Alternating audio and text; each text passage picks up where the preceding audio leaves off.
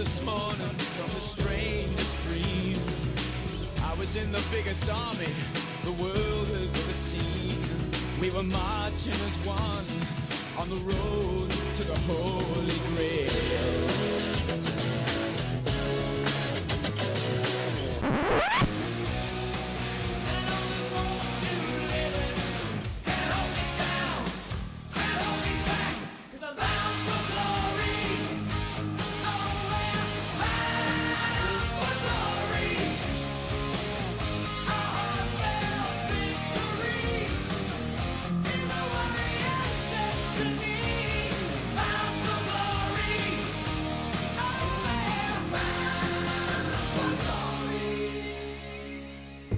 Welcome to another instalment of Bound for Glory, the grand final edition. Best episode of the year. We've got Brownlow coverage, we've got the inaugural Bound for Glory quiz, and of course we are taking a look at today's grand final. First, introduce the panel. I'm Ethan. I'm Ben. I'm Ashley. I am Matt. And I'm Damon. Oh my god, I'm so excited. Yeah. Forget Christmas, this is the best day of the year. Exactly. Except for when Hawthorn are playing because they are big-headed people. And that's all I will say on You're that. telling us a story before on the train. Yes, it was on the train on the way in, 8 o'clock in the morning. There's a bunch of Hawthorn supporters that get on and are singing the song and raising the banners that they have. And it's 8 o'clock in the morning. I just want to be on the bloody train. But that's what I love about AFL. I love the spirit. At 8 o'clock in the morning, you can go on the train, you can cheer. It's a grand final, come on. You can go on the train and cheer, but you look like a derelict. It's 8 o'clock, it's 8 o'clock in the morning, you're on public transport. The last thing you want to hear is a bunch of Hawthorn supporters screaming at the top of You don't want to hear Hawthorn supporters full stop. Because we don't really don't want to insult you. Well, we will, but yeah, we mean well. We mean well. No, we try our best to. You don't. We're not just insulting Hawthorn supporters. We hate all supporters. Oh, so exactly. It's okay. Equally, we don't like any of you. It's all right. Thanks for tuning in to Bound for Glory. Anyway, during the week, there was a big night on Monday night. Brownlow Medal. Joe Watson, at least in my eyes, walked away with, the midfielder's award nowadays, but it was, it's an honour that I thought that he deserved. He was at a place in his career 3 years ago where his dad went to him and said, Joe, you're a talented player. You need to lift, you need to quit smoking, you need to start applying yourself, and he's done that. I think we got a result where the winner was the right person, but from there down, the leaderboard was quite wrong, in my opinion. How so? Sam Mitchell came second. I agree with that. Josh Kennedy got about, he finished on 17 votes. Well, Mitchell, I thought he would have polled about 23. So I reckon he's overpolled slightly, but... And of course you run a Brownlow Dane Swan, as well, yes. Dane Swan, 25 votes. I won because I'm not allowed to. Yeah, but, no, nothing happened. Yeah, nothing happened. This guy lives and breathes in stats. Yeah, I'm a stats man. He's a stats man. Dane Swan, 25 votes. Yeah, Dane Swan, yeah. Can you agree with that? Yeah, I had him on about 21, 22, so he's thereabouts. I'm convinced the only three Collingwood players the umpires know of is Beams, Pendlebury and Swan. They just sort of, pretty much. Again, put the names in the hat. They were the best three all year, I go think, 3, apart from 2, 1. maybe Sidebottom, but he dropped off after the first few Jolly games. had a couple of good games as well. Yeah, but he's a ruckman, ruckman don't traditionally poll. But what did you have? Neither the forwards or backs. I had him on 27, but I expected him to overpoll. So about 30, I think, was about on the mark. Well, he had 26 votes by the end of round 14 or something ridiculous like that. Polled in all but one of his first 13 games. Probably almost overpolled, as you said, but I think it's just reward because Essendon were just fantastic in the first half of the year, and he practically carried them throughout the entire season. It kind of saved him as well to be at that on those number of votes at the sort of, what was it, round 18 or something, before Essendon started dying in the arse, so to speak. Dying in the arse, but... to put it lightly. Yeah. It's more dying in the hamstring. Yeah, that's exactly right, and the soft tissue injuries. Oh, I love it. It fell apart for them. Watson, he is a cornerstone of that midfield. He really in and under all the time, and he worked hard to get to the next contest. You couldn't tag him because he worked that hard, and the player that was usually assigned to him would either A, get lost in traffic, or B, just be totally outrun and just outpuffed to follow him around all day. And I think coaches towards the end of the year tried to rotate, and they'd get ascendancy for a quarter, and then he'd just blow him away in the end. And he got votes at the end of the season too. Well, as you saw against the game against Freo in round 13, where he had 10 touches and 2 goals in the last quarter to practically win the game for them. Just performances like that probably makes him the best player in the league. But again, with Essendon dropping off, didn't allow him to get votes he probably deserved in the latter half of the season because he was fantastic all year, I thought. The other one that was a bit of an unfortunate sort of the way that he polled was Cochin. He didn't poll in the first 5 games, which was surprising. Well, you could have got votes in round 1, I would have thought. It's significant of the way that the media sees him as well all year. I mean, nobody had a clue what he was doing for the first half of the year, and then the second half of the year, all of a sudden he was a Brownlow contender. It shows the umpires had the exact same opinion. Yeah, that's right. I think the media does influence it in some way. I think at the start of the year he fell between the 3rd best player and the 5th best player on ground a lot of the time. Tuck and Deledio stole significant votes off. Even Marich, I think, a couple of times polled. They were highly influential in Richmond's, really good wins against Hawthorn and the Swans. Not that Cochin wasn't, but he just sort of fell behind their influence. Yeah, I think we can agree with that. And I guess that's a bit of a flaw in the system of the Brownlow. But speaking of flaws in the system, I have a big question. How can Gary Ablett go from getting 45 disposals in I think it was a 100-point loss, and getting 3 votes, and then 42 disposals and I think 2 goals and not getting a single vote in a 40-point loss? That's definitely a flaw. It's bullshit, that's what it is. It is, no, it's bullshit. It's straight out.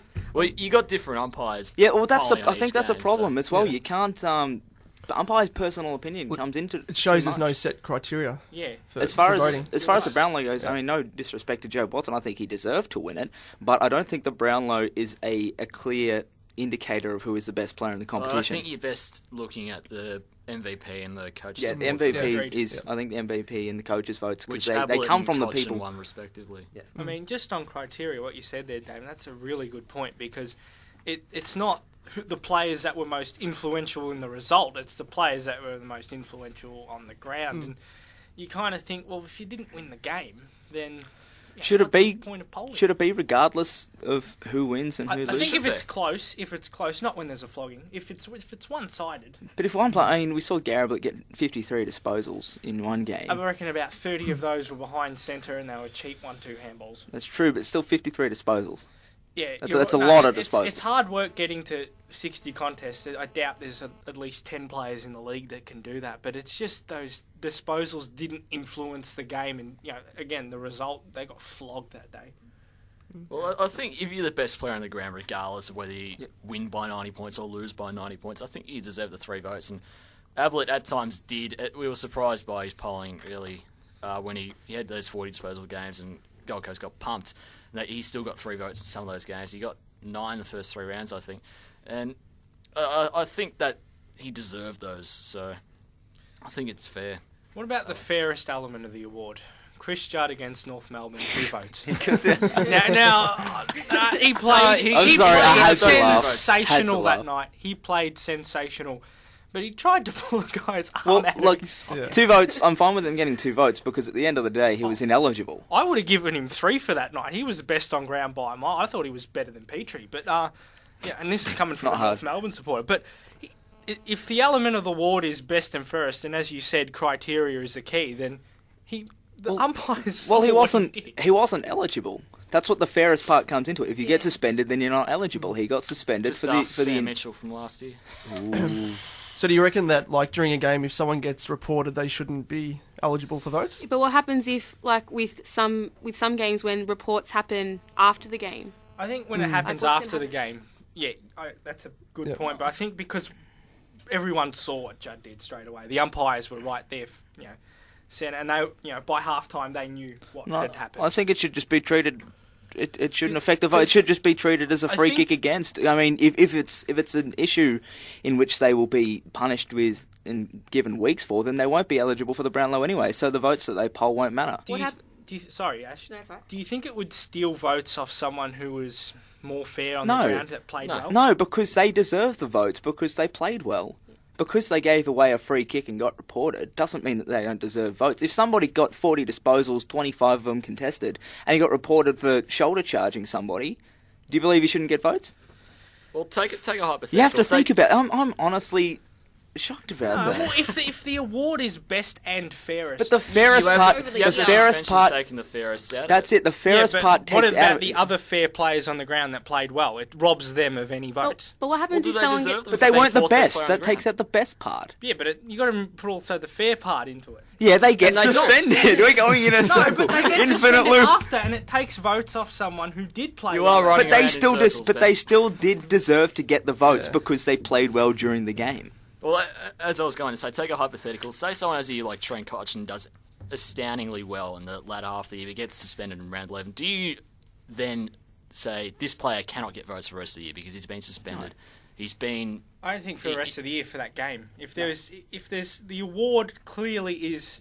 Then it's and not going to back the on best player. criteria. It's best and fairest. It's not just best. Then it's not going to the and best you player. And you have the suspensions that take the fairest element into consideration. That players like Sam Mitchell, who admittedly was harsh last year, not the fairest player in the league.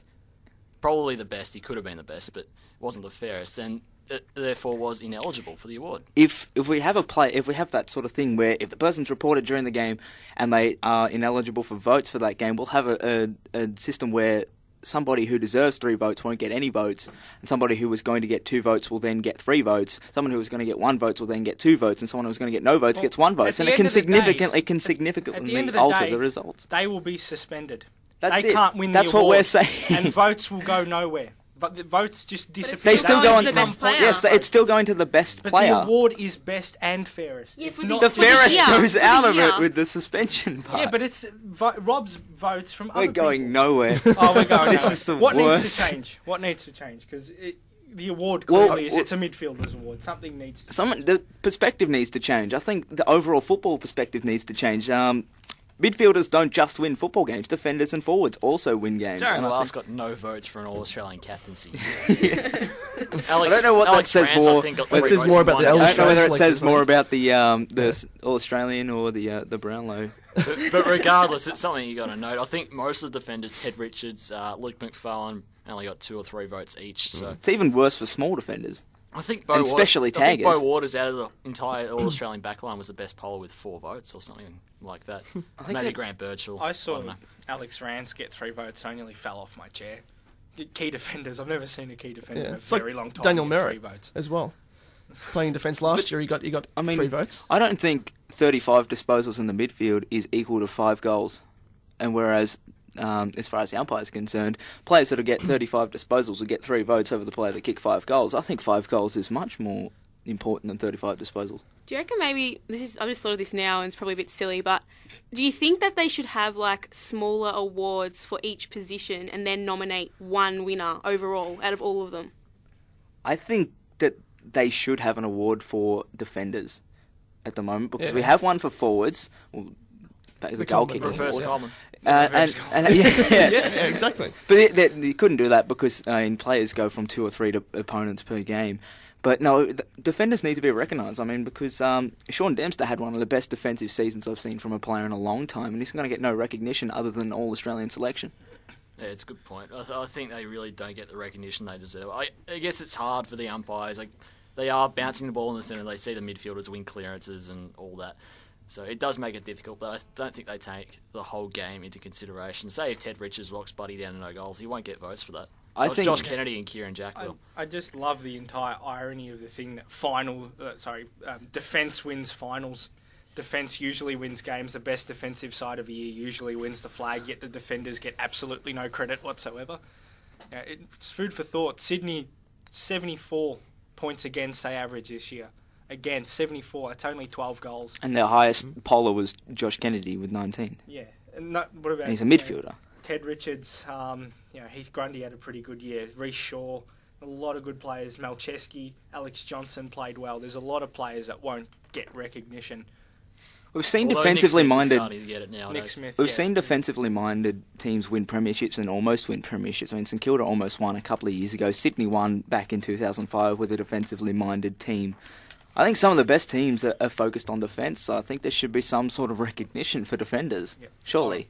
No, you're absolutely right. It just the way it's balanced, and some people, even the All-Australian team, it's just cramming midfielders in. But on that note, I think we should go to the top 11. We should go to the top 11, and I really should have discussed this beforehand because it has to do with the lovely Brownlow red carpet coverage that we saw from Channel 7 before the Brownlow. Who actually cared about it? Question, anybody? Oh, Channel 7. I do. Why? Oh, it's nice to see all the girls dressed up. And how could you see And how many being stuffs the critiqued footballers? and- Yeah, and being Being critiqued. critiqued Charlotte by Dawson three- and Alex. Well, I I'm don't agree sorry, with that. I don't Charlotte agree with Dawson coming out on TV and saying this person looks like this person looks like that. You were just crying wolf about how sad and sorry you are because people gave you crap on Twitter. So don't go out there and start abusing other people for in their before looks. injunction. In before the legal department. Didn't say anything bad about. I'm just saying. I'm just saying. Don't whinge about. Getting in there early. Don't whinge about. Alex Perry as well. You wear sunglasses on the top of your head. You No wear socks. socks. I'm sorry. socks. Alex Perry's got to be the funniest looking guy I've ever seen in my life. I wonder if he's got like the tan he's mark like on his he's head like an from the ugly sunglasses. Paul Chapman, and that says something. He's a weird looking Paul Chapman. It doesn't work. So Paul Chapman dressed up as Alex yes, he Perry. did, and he pulled it. He looked like what Alex Perry would look Really? like if he didn't look horrible. If it's cool not to wear socks, I don't want to be cool. Damn Without straight. further ado, top 11 things worth watching instead of the Brownlow red carpet, because I found that coverage absolutely rubbish. Number 11, Ivan Maric doing a rendition of Achy Breaky Heart. Now, that would actually be quite enjoyable, I think, because I think he pulls it off quite well. Number 10, Kevin Bartlett's analysis of Richmond in 2013. Premiership. Number 9, a Tom Scully truth-telling competition. More viewers, probably. Number 8, Joey, Matt LeBlanc's spin-off of Friends. Did anybody watch that? Anybody? Yes. Yeah. You really? I didn't. Okay. Out of sympathy. I have a thing for bad television. Number 7, GWS versus Port Adelaide. No, thank you. Number 6, an Alistair Clarkson anger management tutorial. Number 5, Channel 7's lie detector. Is there a worse segment in AFL other than the lie detector segment on Megawatt. Channel 7? Yeah, yes, yeah. That's not a That's segment. not a That's a 5 That's just second a waste feature. of space. Let's see what the weather is in Etihad. For 5 seconds on a Friday night telecast, let's have a look at the mega wall. Exciting, I don't care. But no, they had it during the Brownlow, and they had the best of. I don't think any of it was funny. And it wasn't relevant, it was just stupid. Number 4, a replay of Meatloaf's performance at the 2011 Grand Final. I would have honestly much rather to watch that, because at least that was humorous. I've seen that replay 10 times this week. Yeah, it's quite good. If you want to watch somebody die I love that. in front of 100,000 people. I love that Andrew Demetrio was last year was very. Oh, we have Meatloaf. He was fantastic, and now that he's gone, he's saying how bad he is. And so- now they just take the piss out of it. That's It's it. hilarious. Number 3, Luke Darcy talking about anything. I don't think I've come across a more Best in the uneducated business. AFL opinion Love the way than he Luke goes Darcy. about it. Yeah, very slowly, extremely slowly, Good story. and that. we're learning Very a good lot out of story. stuff that isn't being told while I'm speaking slowly. It's he's- bad because This you know has got the if you makings listen of to an him, elite top 11, I think. if you listen to him, Luke Darcy swims in an ocean of cliches. it's like he talks, and by the time he's done talking, which takes ages, you still haven't learnt anything. It's like. If he were to commentate, he'd still be like 2 goals behind the current play. It's terrible. Number 2, a video stream of Stephen Milne trying to count to 10. You almost spat water then. That was A awkward. video stream, what, from Sensational. interstate as well? There was a delay? There already would be a delay. He'd have the fingers coming out. He'd have the calculator. Would we have a translator? Oh, I love him. And number 1, Cale Morton arm wrestling competition with Justin Westhoff. Leave Cal alone. Cale's fantastic. I think he's been like the running joke for us all season. Well, Yeah, other than Terry Wallace. Other than Terry Wallace, which we will get to later in the show. We should mention we have the. Please don't sue us. We'll be reviewing Collingwood and Adelaide after the break. We have the first ever Bound for Glory quiz to see how much these Muppets were actually watching the season, and we'll be checking out Terry Wallace's judgment and ratings of the players from the top 8 teams. But for now, we'll go to some SYN messages. Another bizarrely random moment brought to you by Brain Juice. First person in will get it. Ready? The Choir of Hell. This is what they play to people in Guantanamo Bay with like strobe lights on repeat. We will break you. If you want to hear about more experimental Guantanamo Bay interrogation techniques, listen to Brain Juice, SYN's only quiz show, Saturdays from 3 to 4 p.m. Get your juices flowing. SYN Radio 90.7. This is SYN Radio. This is Radio Respawn Indie Developer Insight. We're back at the Indie Game Developers of Australia Melbourne meetup, and I'm here with Dan from Dime Studios. Do you want to tell me a little bit about yourself, Dan? Yeah, sure. So my name's Dan, and I'm from Dime Studios. I do art, programming, game design as well, a lot of the game design. A couple of guys that I went to uni with at Swinburne, we sort of formed together so that we could commercialise this project, Tasty Fish, which they were working on as part of the student project in our final year. We've worked on games individually as projects and jams and that kind of thing, so it is exciting. If you'd like to hear more about the greatest in the gaming world at the moment, head to our Facebook page, facebook.com/Radio Respawn. Otherwise, listen live to us, Saturdays, 1 to 2 p.m, only on SYN. Gee. We're back on Bound for Glory on SYN now. Ash, I think you took a look at Collingwood and Adelaide seasons this year. Yeah, I did. So I've got a bit of analysis from the seasons of Collingwood and Adelaide. So I'll look at Collingwood first. So Collingwood had a fantastic start to the season. They won 9 out of the first 11 games. Although many people initially had doubts about their season because they were worrying that they were struggling to adjust to Buckley's coaching style, and some even wrote them off as premiership contenders. And when you look back at that, you just think that's really silly. This was mostly after there was a 21-point loss to Hawthorn in round 1, and then a 60-point thumping to Carlton in round 3, back when Carlton were premiership favourites as well. So, and Essendon. And Essendon. Oh, that was a great time. This has been a good season. This has been fantastic.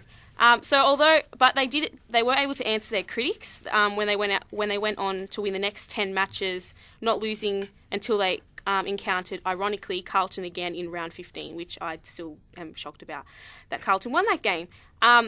Second half of the season was pretty up and down, but they managed to beat some genuine contenders such as West Coast, Geelong, and notably Sydney up in ANZ Stadium. In the end, they finished with 16 wins and 6 losses. Interestingly, they played top 8 teams 10 times in the home and away season and won 5 of these games. In the quarterfinal, we saw them lose to Hawthorn by 37 points. They then went on to win the semi-final against West Coast by 13 points. And then last week, they lost to Sydney by 26 points in the preliminary, which most people probably expected up at ANZ. I think this year Collingwood overperformed, and that's not to say that that's not a criticism. I think the way things were set up, I mean, they had a new coach, they had a ton of injuries, they lost Luke Ball in round 3, and he's one of the best defensive midfielders in the competition. They lost a ton of key defenders earlier in the year, and they still managed to make it to a preliminary final. Exactly right. So I'm going to look at what I think worked for Collingwood. First of all, they had a remarkable season, like you said, considering the injuries that they had. They lost players such as Pendlebury, Didak, Ball, Tarrant, Reid, Jolly, and then you had Wellingham and Maxwell lost to suspension. That's just to name a few. There was heaps more. They needed Lachlan Keefe as well, when he was asserting himself in the back line, did his ACL. That was unfortunate. Definitely. So they needed to inject some younger players into the team, and the younger players need to stand up to the challenge that they were presented with. And I think that they did that pretty well. When you hear those names that were missing, it's hard to think how Collingwood got to where they were. You'd think they were just gone. Yeah, they scrapped it. They did well. I think they were, in a way, they were a good Essendon this year. I mean, Essendon were good for the first. They just bounced back. They had so much thrown at them. They still made a preliminary final. Hats off to them. I think Collingwood's wins and their losses, they were really uncompetitive in their losses, and in their wins they didn't. In previous years they were more dominant. They played a lot of dysfunctional football when in some of their wins, like in games against Fremantle. But that happens when you're playing so many kids, and with a new coach as well. I think they went too much to the boundary. It's changed now. Football is more, you need to start your attack from defence, not from further up the ground now, because there's a lot of numbers around the ball now. You can't get the ball out, and Collingwood's midfield didn't have the defensive pressure that it once had. There's no tagger. Only Wellingham or maybe Blair was a run-with player for some of the year. Well, they've never really had a tagger, even through the Malthouse era. Well, through the Malthouse era, there was more defensive pressure. When the opposition got the ball, they were ferocious. They led tackles in 2010, 2011. They averaged 75, 80 tackles a game. It was down to 65 this year, ranked 8th overall. That dropped off, and you could slice them open once you got the ball, because they weren't going to try and close you down and give you no space. Something they really lack this year. I think from that you could say that Luke Ball played a big part in their cohesion as a unit. Again, with their kids, even players like Beams and Sidebottom, because they're not very old, they ran in groups, 1s and 2s. They got split open too easily. And I think with Ball coming back and players getting older, Beams and Sidebottom would be more experienced. Pendlebury would be much older, probably better defensively as well. So I think you can book them in for improvement in that area, or at least they should do in 2013. One final thing before we move on to Adelaide. I do think that Collingwood have one more year left in their premiership window. I think after that it'll be pretty difficult because the likes of Jolly will be starting to think about the future. Swan will be thinking, he said when he turns 30, I think, or 32, something like that. He'll slow down. So they have a lot of kids coming through, but they will have players that will start to slow down, and next year I think will be it. I really can't wait to look at Collingwood's midfield next year. When they get everybody, Swan, how are they going to fit him in? With Beams, they're taking over. They're going to have to play. They're going to have to drop players like Elliott and Marley Williams once he gets back from injury. Just quickly, I thought I'd just quickly mention what didn't work for Collingwood.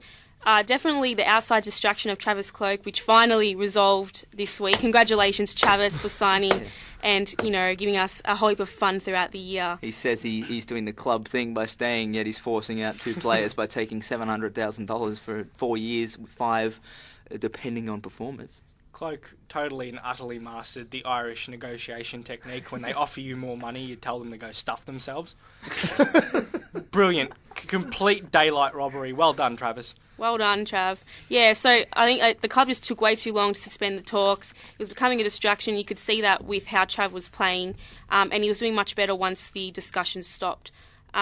And also, if you looked at the other distraction with Dane Swan going out partying during the year, but that's another story. Having a drink. On the waters. Yeah, on the waters. And then the other thing I don't think worked for them was Chris Dawes averaged 1 contested mark and more uncontested possessions compared to contested possessions per game, and that's not what you want from a key forward, especially if they don't want to rely heavily on Cloke. And at one stage, when I was writing this segment, actually, I said when Cloke won't be there next year and they need to rely on him, but obviously Cloke's going to be there now. But useless. Yeah, useless. Had to go back and do the delete. Well, the only time Dawes looked to have an influence at all was when he pushed up the ground, and even then he only provided a link-up handball to really not a great deal of effect. No. So. He was really good on the bench this year. I thought he put in his best work there. No, he needs a 4, 5, 6 stint in the VFL so that he can learn to kick, mark and kick. I think Buckley left it too late. I mean, he's not an old player, he's he's only young. People get that he's only young. He looks like he's 40. Ian Callanan plays like he's 40. He's definitely there at AFL level for a reason, but I think Buckley left the message too late to drop him, where he dropped him for a week and he came straight back into the team. They dropped him for the wrong week as well. Yeah. And then they brought him back. They dropped him against GWS, was it? Or was it Gold Coast? Yeah. Either one, and they brought him back. I still think Buckley had a very good year. Very well for a first-year coach. Out of 10. I'd give him an 8. Yeah, 8. I think is spot on. 8's good, yeah. Yep. All right, we'll go on to Adelaide now. Fine. It's easy. No argument there, okay. So look at Adelaide. I have lost it. Adelaide is. No. Here we go. Look, I got you back. Here we go. I've written Geelong for some reason. Yeah, okay. Well, they're always around this time of year. It feels weird. Yeah, so Adelaide's season was pretty balanced with 8 wins in the first half of the season and 9 in the second. So at the start, many people wouldn't have predicted them to finish second. You know, they finished 13th in 2011, so it was a massive jump for them. And I don't think if someone had them in the top 4, I'd probably laugh at them at the start of the year. They were able to defy the expectations that they had, winning against teams such as Sydney, Fremantle, West Coast, and then thumped Geelong by 50 points. Early on in the season. They also lost a couple they weren't expected to lose, though, such as a round 13 clash with North Melbourne and then a 10-point loss against Brisbane. So we were all kind of questioning what was going on there. That was awkward. I think they were just tired, or I don't even know. But in the end, they finished with 17 wins and 5 losses. So they played top 8 teams 9 times throughout the home and away season and won 5 of these games. In the quarter-final, they played Sydney and lost by 29 points. This was a bit of a lost opportunity because they had the home final advantage, and I thought that they would be able to pencil a win in there for sure. In the semi-final, they played Fremantle and won by 10 points. And then in the preliminary, they played Hawthorn last week and lost by less than a kick in a very tough contest. So, Yeah, I think this year was, for Adelaide, was more of a development year, more so to, not like a development year down the bottom half, but to ease into the finals, play a final, play 2 finals maybe, and then drop out and consider next year. Also in the same boat as Collingwood, for them to get to a preliminary final was magnificent, and if they can have a similar year next year when they've got all these young guys having another year under their belt, they could quite easily make a grand final. I think Adelaide's why they lost those games against North and Brisbane. I think when they meet sides that like to run the ball and like to move the ball quickly, they didn't. I think it's the exact same as Collingwood. They didn't have a defensive pressure. Van Berlo did very well as a tagger this year. I think probably his best year in a long time. It was just that's something that they need to work on next year. That when they don't have the ball, they need to set up better.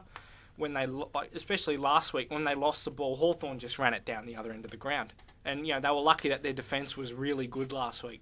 Otherwise, it could have been a bit more of a blowout. Well, with a backline of Talia and Rutten, is just they're going to hold up against a lot of those 450 entries. But I do agree, I think Van Berlo was the only one who really stood up when they needed defensively. Players like Dangerfield and Thompson had great years, polled very highly in the Brownlow, but defensively I don't think they're up to a grand final team at least just yet. It goes without saying that if that spine is working, you got Rutten, Talia, and then the midfielders, you've got the guys like, as you said, Dangerfield, who was just fantastic. Scott Thompson, obviously, and then you got 2 big forwards in Tippett and Walker. Well, maybe not Tippett. Oh, well, look, that's questionable at the moment. We'll still say Tippett, but, that spine, that's and as solid a spine. Jenkins and Henderson. That's it, and their secondary forwards are as good as the first. I mean, they can all kick and they can all mark. Callanan went forward and kicked a ton of goals. I think he had 5 games where he kicked 3 goals. I think 2 kids that did very well in finals was Luke Thompson and Andy Otten. They held up to the pressure. They didn't lose their heads. Brodie Smith was very good in the final against Fremantle. I think he was one of Adelaide's best on ground. They're good going forward. And improvement from players like Matthew Wright and Rory Sloane. Sloane as well. I think another thing that worked well for them, and I'm probably going to get shot down for saying this, it's been said a lot in the media, and it probably hasn't had much of an influence when you look at their contention in the preliminary final and the finals, how far they got. But Adelaide had an incredibly easy draw. Oh, no, they did. So Definitely. You can't debate that. they were one of the few teams to play Gold Coast, Greater Western Sydney and Port Adelaide twice. They won all of these games. This would have given them an advantage, not only because obviously they're getting the win and they're getting the confidence from the wins, but they're also, compared to teams such as Geelong who are playing top sides consecutively, which has like a physical demand, the pressure, you're going to be more tired, you're going to be more worn out, compared to Adelaide who's playing Gold Coast. They're not going to be really putting that much pressure compared to Geelong. So that would give them an easier advantage, and this would allow them to take their foot off the pedal much easier. There's no doubt that they coasted through most of the season, and they dropped easy games against relatively easy competition as well.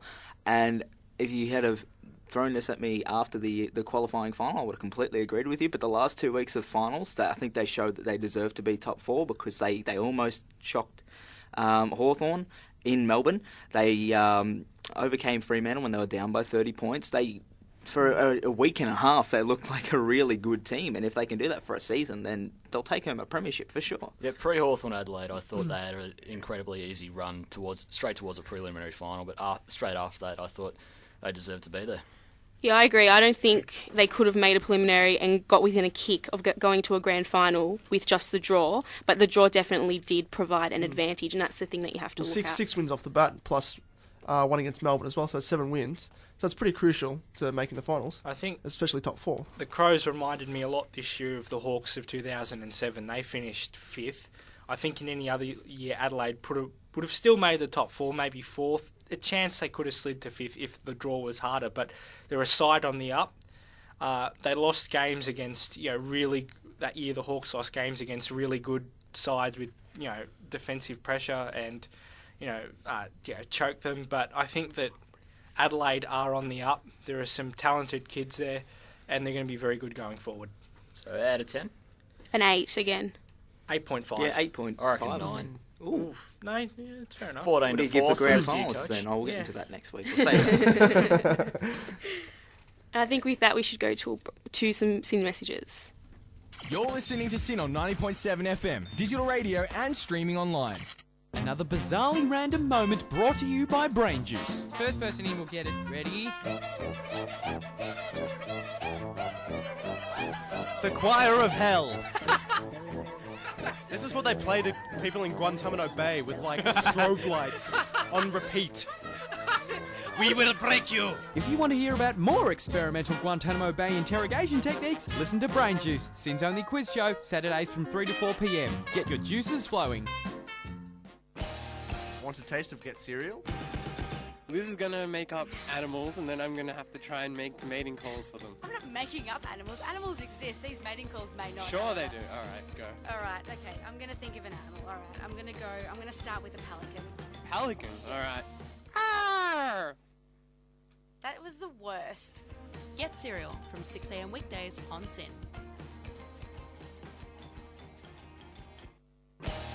Want a taste of Get Cereal? And this is going to be your ringtone for the rest of the week. This is for next week. Are you ready, Jess? Yep.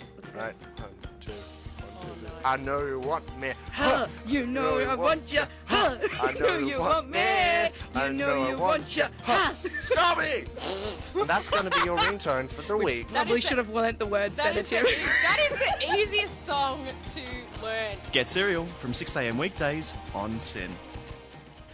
Back on Bound for Glory on Sin. Now Matt's going to take us through the inaugural Bound for Glory quiz. Yes, I most certainly am, ladies and gentlemen. Now, look, I'm going to set some ground rules first because I don't like filthy cheaters and people like that. There'll be none of that riff-raff. None of that riff-raff in my quiz. Were you looking at Hang on. Matt, getting into were you looking at me or Ben? I'm not, either looking one at of me. you. He was looking at me. Both of you. Okay, so ground rules for this. Every question you get right will be worth 10 points. If you buzz in and you get the question wrong, you will lose 10 points. So if you buzz in, you've got to be certain about it. Just be 1 and -1. No, because 10 is better. 10 is End better. on minus 50. Ask Larry Edna or anyone who's done any game show. 10 is Hey, better. Matt, I'm going to hijack this and just deliberately buzz in and say I'll disregard everything that you do. We're going to answer within 5 seconds because we'll be here all day. Yep. Righto. Yeah, add that in. Thank you for adding rules. Okay, if you buzz in, you have to answer making within this up 5 as we go. seconds. Yeah, exactly. All right, yes. I did not plan this at Professionals on all. Bound for Glory. So every question is worth 10 points, and there will be a total of 20 questions, and whoever wins gets self-satisfaction. Brilliant. Ben, you don't need any more. and you're That was the my best. joke. Mr. I have Twitter followers. Question 1. Yeah, shh. It's a big occasion. Some dramatic music. Question 1. Yeah, we need background music. You should have planned this. We did not plan this. Question number 1. Joe Watson won the 2012 Brownlow Medal. Buzz. In which year? You're already out of the question. You must wait for the full question, Ethan. Oh, that wasn't a rule. You must. Now it's a rule. You're out of this question. Question number 1. Joe Watson won the 2012 Brownlow Medal. In which year was he drafted? Buzz, 2001. Wrong. Minus Buzz. 10 points. Buzz. Yeah. 2002. Yes. You can have extra. You can have an extra. You can have an extra 5 points if you can tell me which pick he went. It was a late pick 40. Bang on. That's 15 points straight off the bat. Ethan. Love it. That's question number 1 down. Question number 2. How old is Ian Callanan? Buzz. Ethan. 30. Wrong. Minus 10. Buzz. Damon. 29. Yes, Damon. You're on the board. I love it. And that takes you to the lead in front of Eve with 5 points. Brilliant. I'm tanking for draft picks. All right, Ben. Question number 3. In which game? In which game was each the highest teams? It was highest. Yeah. Wow. I really didn't word that right. In which game was each the highest team score, lowest team score, and highest winning margin for the season Buzz. recorded? That Hawthorn was versus- before the full question was answered, so you don't get to answer this, Ben. Anybody? I'm just confused about what the question is. Sorry, read it again. The guy, In the which game- person who got the question is the one that can't answer. In which game was each the highest team score, lowest team score, and highest winning margin recorded for the season? Buzz. Ethan. GW's Hawthorn. Yes. Brilliant. There you go. That's another 10 points. That puts you back in the lead, Ethan. Fantastic. Okay. Let's shove me out of the way. Question number 4. Who has the highest ratio of uncontested possessions to contested possessions? I have to say the full question. You are out of this question, Ethan. Learn the rules. It is multiple choice. Wait for it. A. Andrew Gaff. B. Sean Grigg. C. Robert Murphy. D. Alan Didak. Buzz. Sean Grigg. Wrong. Buzz. C. Robert Murphy? Yes. Yes. Yeah. Well done, Ashley. Ben, you're on minus 20. Yeah. He's definitely tanking for draft. I'm playing the kid. Question number 5. Exactly. Question number 5. True or false? In only 7 games, Tom Bell has already established himself as a harder player than Cale Morton. Buzz. Ethan. Damn straight it is. Ethan. Well, that's open to interpretation. I'm a big fan of Cale Morton. That would make 1. Question number 6. Port Adelaide came back in the final quarter against North Melbourne to win in round 8. How much was North Melbourne up with 20 minutes left? You said that before. You said that before the Buzz. Ben. It was 31 points. Wrong. Buzz. Ooh. Ethan. 32. Yes, it was Ethan. Ben, you are down 30 points. Sorry, I was too busy crying when it happened. You were drinking, I recall. What am I on? You're on 35 points, which is... A lot of water. Question number 7. Gary Ablett recorded a career best number of disposals against what team? Buzz. Collingwood. Ethan. Yes, Collingwood. This is over before it started. You're really ruining the fun, Ethan. You fun sucker. Question number 8. Hawthorn. You all suck. Hawthorn and Sydney. that'd be cool. Hawthorn and Sydney have played twice this year. Once in round 5 and once in round 22. Which team won on each of those occasions? Buzz. Ethan. Sydney in round 5 and Hawthorn in round 22. Yes. Ethan, you're killing it. Stop the it. margins? I think... Oh, look at him! I will give you... Earlier, actually. No, in that case, no. What do Because you you're already do in your ahead by spare time? enough. Do you have spare time? Question 9. Ethan, you can't answer this because I don't want you to be involved. You're too far ahead. Number 9. True or false? Dyson Heppel has more uncontested possessions than all but 2 of Melbourne's playing list. Buzz.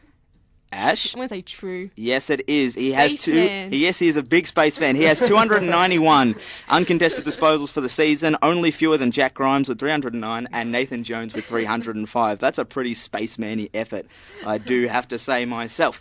Question number 10. This is multiple choice. Of all the players on GWS's list, how many haven't played a senior AFL game? Is it A3, B8, C5, or D6? Buzz. Ethan. 6. Wrong. Buzz. Ashley. 5. Wrong. Buzz.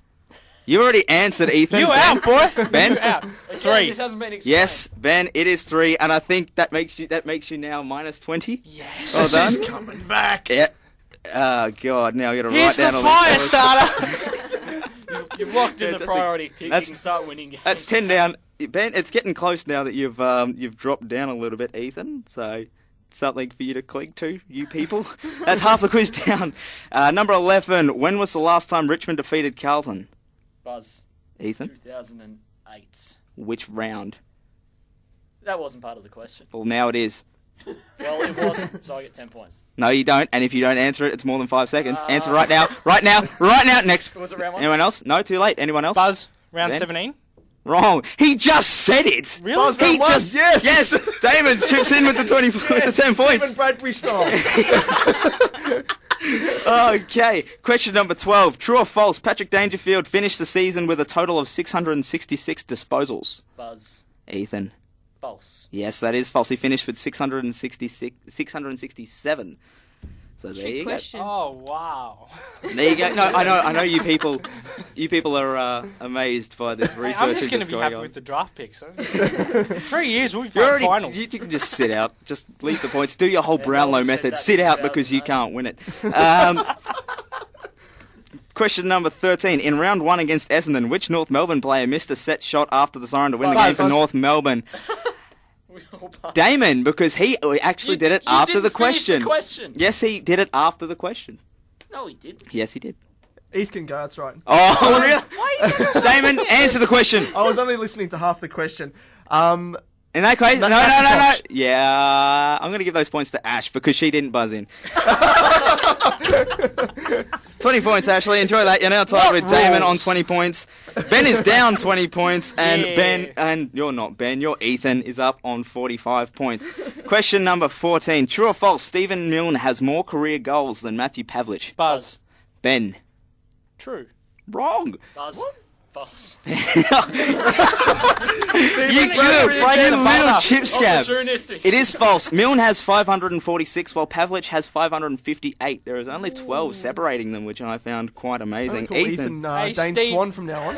The seagull. You know nothing about. You were bragging pre-quiz. I wasn't Ben. bragging. I was You saying were I'm probably bragging. going to be stuffed. Yeah, no, you didn't. Don't lie. Do not lie. Question number 15. In your best Anthony Hudson impersonation, how many goals did Lance Franklin kick against North Melbourne? Buzz. Ben? 13! Very well done.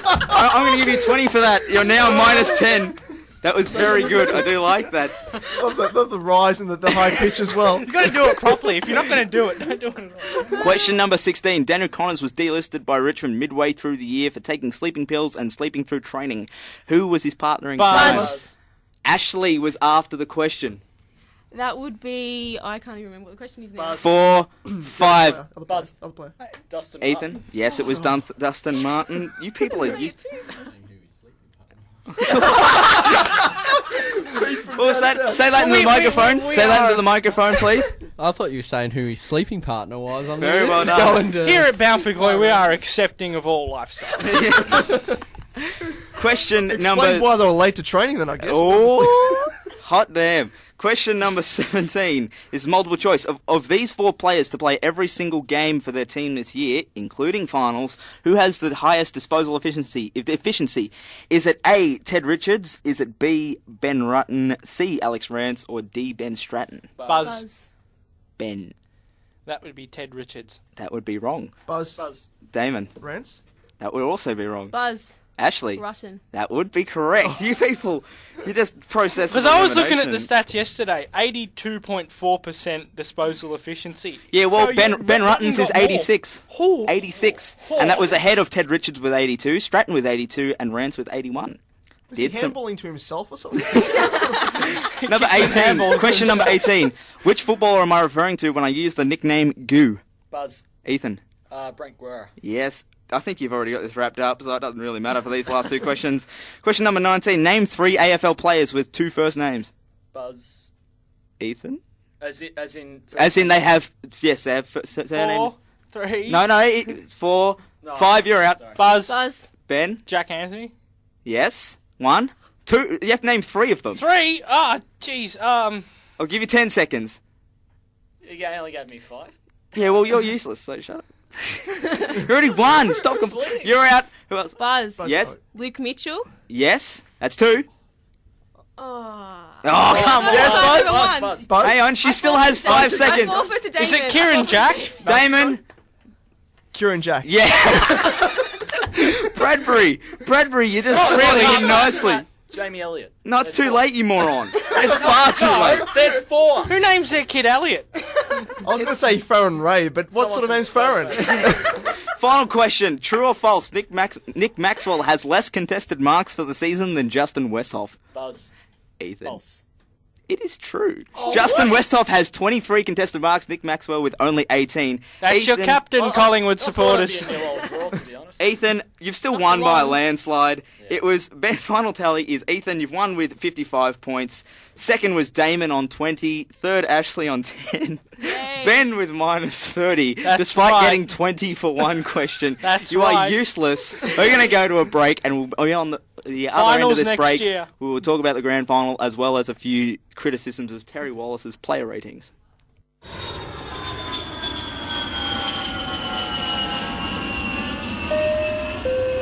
Attention sinners, this is your captain speaking. Welcome to Flight Indy Electro Night. We have a smooth ride ahead of us with very little turbulence, so just sit back and relax. Here's a quick word from your flight attendant. Instead of being a passenger, you should be a part of our crew. If you would like to host your own show on Indy Electro Night, just follow these simple instructions. Access the SYN website at syn.org.au/get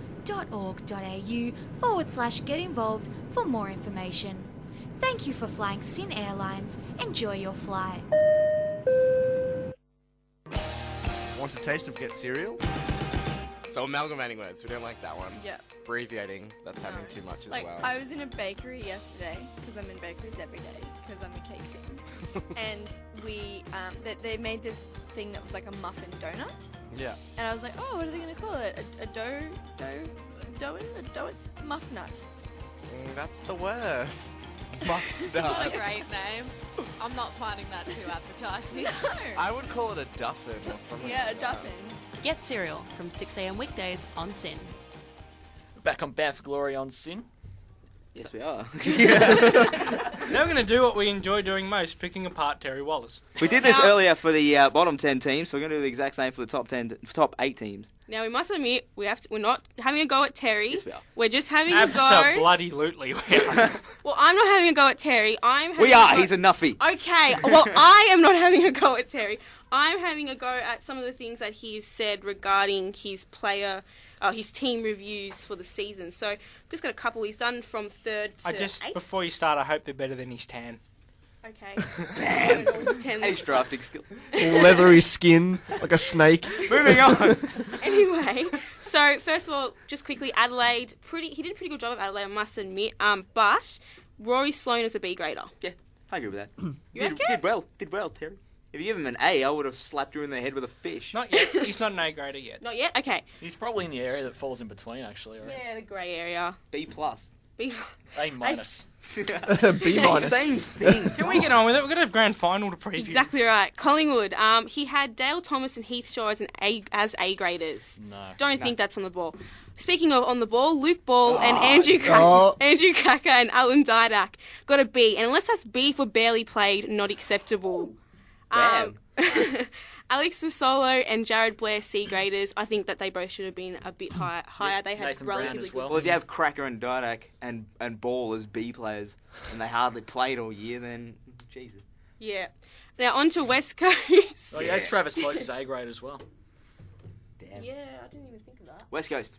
On to West Coast. Yeah. So had Josh Kennedy as an A grader. If you look at the start of the season, fair enough. If you look at the whole season, he shouldn't have even been judged. Didn't play enough games to get judged. And then Matthew Prittis as an A. Thoughts? That's a good call. Yeah. Prittis is an I A think grade. A. I reckon like that grey Depends area what you again. rate an A, so no. Yeah. Fremantle. Don't worry, we will. On to Fremantle. Aaron Sandilands, A. No. Yep. I don't think so. Yeah, not this year. Not this year, no. I really don't think so. Zach Dawson, a B. Zach Dawson. I'm not. No. No, I'm sorry. I'll get in trouble by saying this. Zach Dawson is helped by Ross Lyon's game plan where there's always a man in front of the contest or a man coming over the top. No, Jumping the flail. The flood helps Zach. That's the only reason why goals don't get kicked on him. And also, Adam McPhee, a B. If I remember correctly, when we were at that Melbourne Fremantle game. B for backwards. he's one of the few guys that went to Fremantle and got really worse. Like, I know Fremantle the reverse Sydney, but that's bad. He's terrible. He's reverse Sydney. Reverse Sydney. Now, quickly to Geelong, Harry Taylor, A. Yes. Yeah, I would say. The best contested defensive mark in the league by a mile. Okay, fair enough. Matthew Stokes, B. No. I don't think so. Alan Christensen, C. Is that C for Christensen? Because he shouldn't be there. Bam. A for Alan. North B Melbourne. for Alan. North Melbourne, Daniel Wells, A. No. No way. Don't do